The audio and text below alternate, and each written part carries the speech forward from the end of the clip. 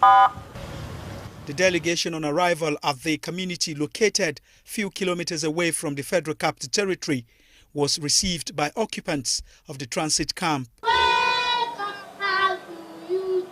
And run away in order to save their lives. After paying tributes to the refugees and assured them of continuous support, representatives from ECOWAS and other development partners handed over the items to the leadership of the camp. We have these people at heart and we care about them, and as the theme of this year's Refugee Day, so we're here to pay our solidarity with them as well as to empathize with them. Is for us to make sure that our member states will have prosperity, that the ECOWAS Commission will make policies that will help the sub-region to grow.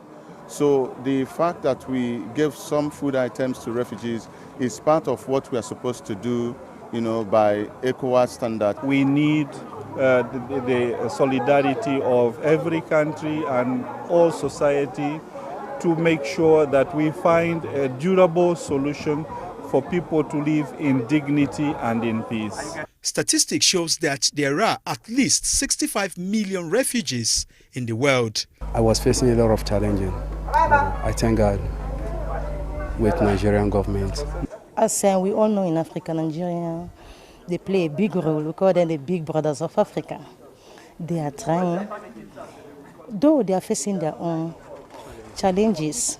We talk of the IDPs, but still they pick up to still meet up with our own challenges. The theme for this year's celebration is We Stand Together. Adebola, Brooklyn Sunday, NTA News.